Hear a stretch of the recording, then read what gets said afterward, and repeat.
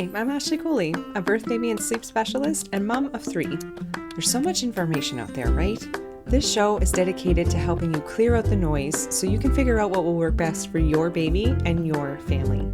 Having worked with countless families over the years, including my own, the information and strategies I'll share are based on these experiences, my extensive training, and we're even going to back it all up with some science. My goal is to help you make informed decisions, and we're here to break down what it takes to raise well-adjusted, securely attached, and happy babies. If you're looking to learn more about your baby, gain more confidence in your parenting, and get as much sleep as you can through it all, you've come to the right place. Bringing up baby is about to get a little easier. I'm really happy to bring you this episode today on newborn sleep, because whether you're about to have your first baby or this is baby number 2 or number 5, every baby is different, and so too are their sleep patterns. What helps them fall asleep, how long they'll sleep for, where and how they like to sleep, and all of that. So check this out. When babies are first born, they need time to adjust. While your baby was in the womb, you were feeding them constantly, they were sleeping when they needed and wanted to, and they were physically attached to you 24/7. Then they're born, and it's almost like, what the F just happened? So think of this time right after they're born and for the next few weeks or months or so as them getting used to not needing you every single second of every day. But as someone helping to keep them fed and rested, you'll have to almost see yourself as constantly needing to meet your baby's needs, still on the outside in the beginning. As they continue to grow and become more aware and have more distinct wakeful periods during the day, you'll see those opportunities to foster that independence when they are ready. But let's talk about how many of us adults cope and manage through transitions in our lives, shall we? A new job, a change in a relationship, the loss of a loved one, or the birth of our children. Just to name a few examples of times in our lives when we will grow, shift, learn, and change whether we like it or not. Don't we also need time to adapt? We will all cope and move through these times in our lives very differently from one another, probably. Some seemingly with more ease, others with more difficulty, and many with a mixture, the ebbs and flows of life. And sometimes if you've been through it before, say the second or third time you go through it, if it's still different, but it's a bit easier to work through in a lot of ways. You know what I'm talking about, right? So listen, this right here, this newborn phase is where it all starts. Your newborn is going through their very first transition ever, the transition from the womb to earthside, and they need time to adjust. Sometimes we're a bit too quick to start creating or wanting to create a schedule or routine for them, or we're expecting too much from them. But I get it though, this phase of life can be a real doozy. You just brought a new life into this world, and that in and of itself is a lot to decompress and process. You're also now taking care of this new little life or lives, and we all know by now, or those of us that have children already know by now, that that's more than a full-time job right there. And don't even get me started on changes in hormones, lifestyle, relationships, including the one with yourself. These will all have to be their own episodes because they're all valuable and important in this phase, of course. But for today's episode, we're going to dissect some of my best tips to help you through the newborn phase, especially when it comes to helping your little one get their best sleep. But speaking of adjusting to this new phase, Dr. Harvey Karp is a pediatrician and writer of the Happiest Baby on the Block series, and he dubs the first 3 months or so as the 4th trimester. Primarily when we're talking about babies, this 4th trimester is to allow or account for this time to transition to life on the outside, this extra-uterine life. So Dr. Karp also discusses how bringing certain sensations and experiences back to baby that they would have experienced while still in the womb can significantly improve their adjustment. These are the 5 S's, which we're not going to dive into in this episode, but they're essentially swaddle, swing, shushing, side stomach position, PS, that's not for sleep, just for helping to soothe, and suck. So these are not things that all babies need or that all parents should be doing with their little ones all the time or anything like that, but they can really help to soothe a baby and sometimes even help get them to sleep. So let's dive into their sleep needs a little bit more within this context of what can help them kind of bring back those sensations of being in the womb to help them soothe and get their rest. Okay, so the National Sleep Foundation states that on average, newborns need about 14 to 17 hours of sleep in a 24-hour period. But by no means is this sleep organized in any sort of way. You can't even really think of it as day sleep, or you can't even really think of it, I guess, as naps versus night sleep. It's just sleep. It's just happening in small chunks throughout a roughly 24-hour period. It's all just sleep. Because this is one of the toughest parts about it. What is driving their sleep-wake cycles isn't their circadian rhythm, that internal body clock that regulates our sleep-wake cycles. More on that later. But rather, it's their growth, hunger, feeding needs that are in the driver's seat at this point in time.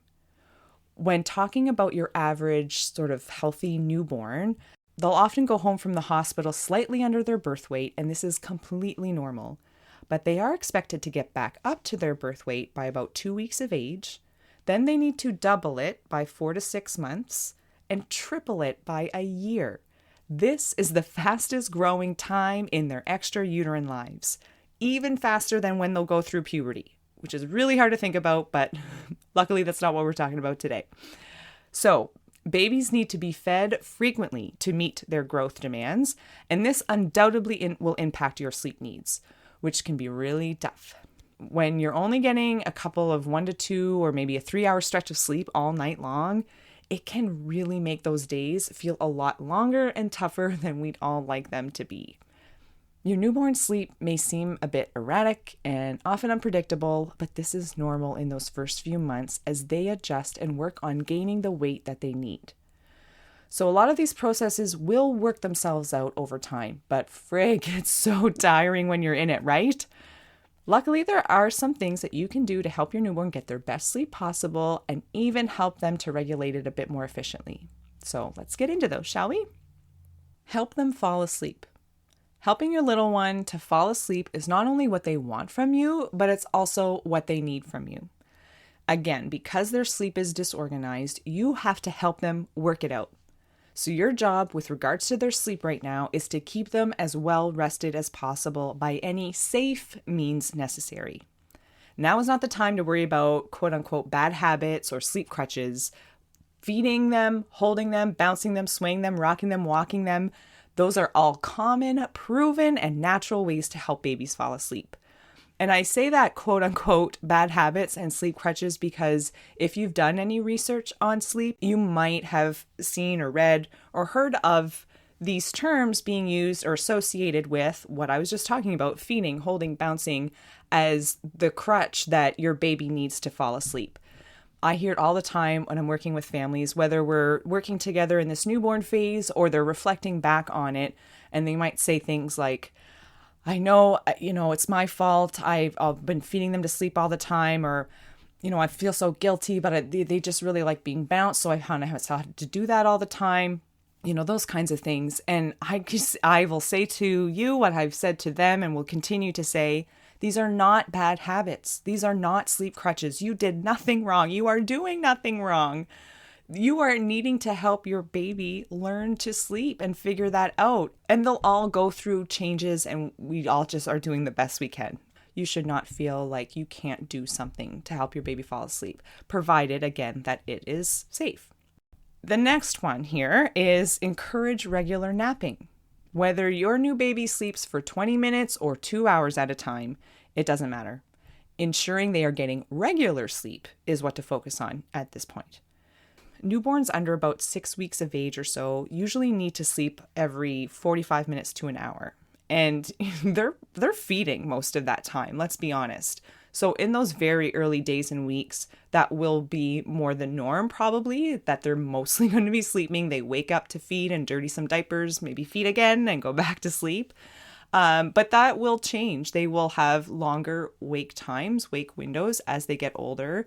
And usually when they're over about 6 weeks of age, you might aim for closer to an hour or an hour and a half, up to an hour and a half of awake time between naps during the day. And that's just for the first couple of months or so. So if you find this to be a struggle, because it can be tough at times, that's normal too. I've talked to many families that they are trying all day long. They are doing the feeding and the rocking and the holding and the bouncing and the walking and trying all of those things and feel like they're spending their entire day helping to put their baby to sleep. And what a struggle that can be, right? So you can lead the horse to water, but you cannot make it drink. You can bring your baby these opportunities and help them to fall asleep. But if they are not sleeping, as long as they're not totally losing it, and really having a challenge in getting through their day constantly, it's probably not a problem. So just offering those opportunities, encourage the regular napping. It's more likely that if you can help them fall asleep and not necessarily assume, not that we all do, but sometimes we might, that they'll get the sleep when they need it. They do need your help with that oftentimes. So number one, don't feel bad about helping them do that. And number two, encourage those regular naps. Because again, it's not about how long the naps are. It's about making sure that they're getting enough opportunities during the day. Okay, so again, I guess if you are having trouble with getting them to fall asleep, one way that can really help, even if they're not totally sleeping all the time, but get some rest and help you to maybe have your hands free, is to wear your baby. Use a carrier, a wrap, a sling.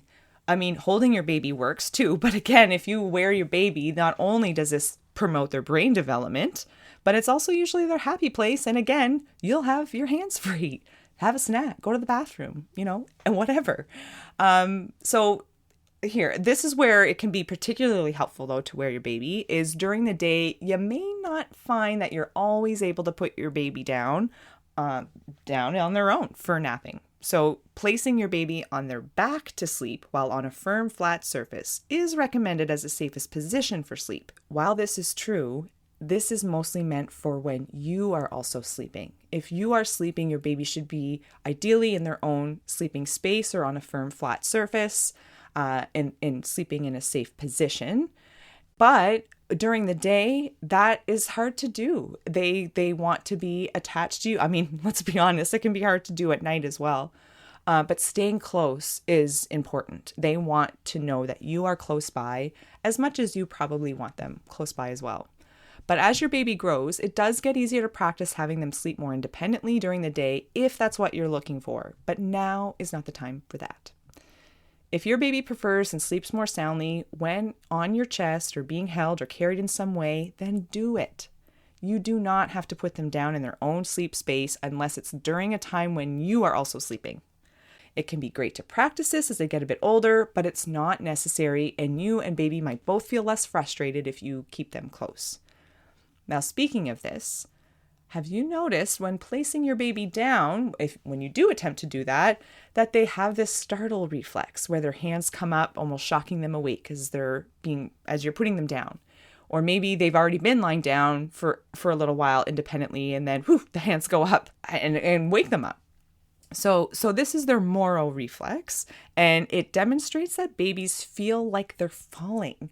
They are not even remotely capable of understanding that they are a separate human being yet. They're still very much attached to you, and most times when we go to separate ourselves from baby, they feel as if they're floating in space. Can you imagine that feeling? So keep them close, and when you do put them down for sleep, when you need to, stay close by, at least until you know you're in the clear, and then you can maybe creep away, roll over, that sort of thing. Okay, number 4 is sleep on demand. Let them sleep when they want, however long they want. Unless you still need to ensure more frequent feedings for their growth and development, the more they sleep, the better they sleep overall. But I know if you're anything like I was at this stage, you are hanging on for dear life for when your baby will get those days and nights sorted out. So here are a few things that you can try to help them adjust in this way. Number 1, be dull company at night. When tending to them overnight, you just want calm, quiet, only use as little light as you need when you need it, and otherwise we're in nighttime mode. During the day, we can lights on, noises up, but noises are happening like we're in the day zone, we're in that mode, there's more activity, there's more going on. And so having your baby sleep for their naps or sleep during the day in the living room where you might be spending more of your time or things like that is going to help them with that adjustment in terms of their outside environment, what that is like when they are sleeping at certain times of the day. Know that your newborn too will have a late bedtime. It's very common for it to be anywhere between, say, 9 and 11 p.m. or even 10 p.m. to midnight, as somewhere in that range of them, you seeing that as their start of their night sleep. This is very common. It will get to be earlier as they get closer to 3-4 months of age, but there'll be a time for that. So keeping that calm, quiet demeanor, especially if you have other siblings in the house in the evenings, can be really challenging to do. So know that that calmness, quietness, darkness type of activity can happen after the siblings go to sleep, because again, their bedtimes are really going to be a little bit later for a little while. All right. So number 5, in terms of our last overall tips for helping your baby get their best sleep possible during this newborn stage, is sleep when they sleep.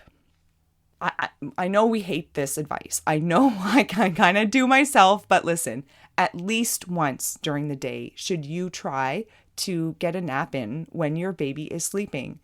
Because, like we've been talking about, they do not have their own circadian rhythm yet. It's not functioning. It doesn't really fully start functioning and working for them and having sleep-wake cycles like we do until they're closer to 4 months of age. So right now, they need time to adjust because they were in complete darkness.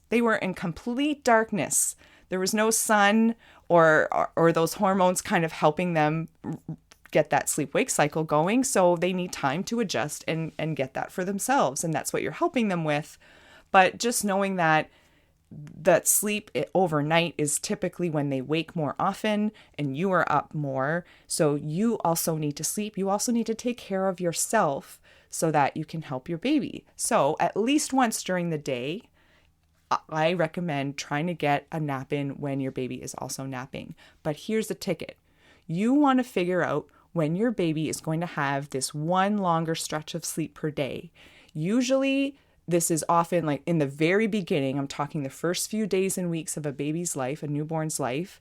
Oftentimes, this one long stretch of sleep is, say, what you would consider the first part of your morning right now, maybe. So again, I can't really say times, I don't know exactly, but where they get, say, maybe a 4 or 5 hour stretch of sleep in the morning.